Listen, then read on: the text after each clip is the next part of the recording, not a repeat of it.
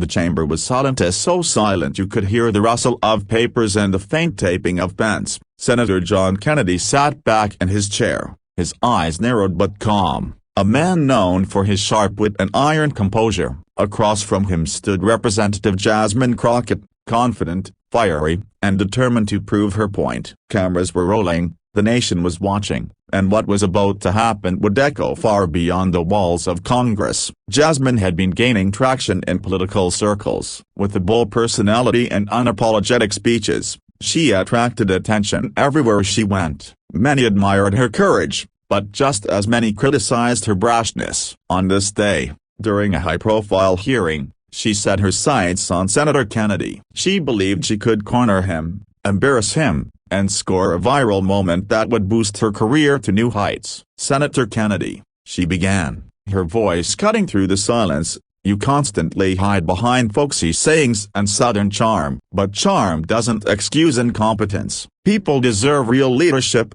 not riddles wrapped in metaphors." The audience shifted, murmurs spreading through the room. It was a direct shot, sharp and personal. Jasmine smirked, confident she had landed a blow that would leave Kennedy stumbling. But John Kennedy wasn't rattled. He leaned forward slowly, his southern drawl filling the chamber, each word deliberate and heavy with meaning. "Congresswoman," he said softly, almost kindly, "intelligence is knowing what to say. Wisdom is knowing whether or not to say it. You, ma'am, may have the first a broken bar, but you sure ain't mastered the second." The words hit like a hammer. The chamber went dead still for a moment, and then a wave of gasps, whispers, and even muffled laughter spread through the room. The cameras zoomed in on Jasmine's face. Her smirk was gone, replaced with shock. For the first time, her confidence cracked. In that instant, it wasn't just a clever retort, it was a revelation of character.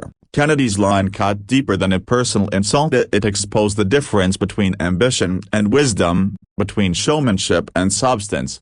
Over the following days, the exchange exploded online. Clips of the moment went viral, shared millions of times across social media. Kennedy's calm, almost fatherly delivery contrasted sharply with Jasmine's brash tone. Commentators called it the line that ended Crockett's credibility. Memes, editorials, late-night shows all replayed the moment again and again. Jasmine tried to fight back, giving interviews and framing herself as the victim of old guard politics, silencing a new voice. But the damage was done. Her words from that hearing were forgotten. Kennedy's single sentence was all anyone remembered. Donors began pulling away. Her allies grew quieter. Her once bright career dimmed almost overnight. Behind the scenes, Kennedy wasn't gloating. He knew politics wasn't about crushing opponents for sport, but he also believed in accountability. For him, that line wasn't just about winning a debate, it was about reminding people that leadership demands humility,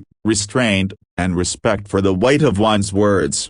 For Jasmine, it was a humbling experience. Though her career stumbled, she would later admit in a reflective interview that Kennedy's words forced her to pause, to rethink how she carried herself, and to understand that passion without discipline can burn more bridges than it builds.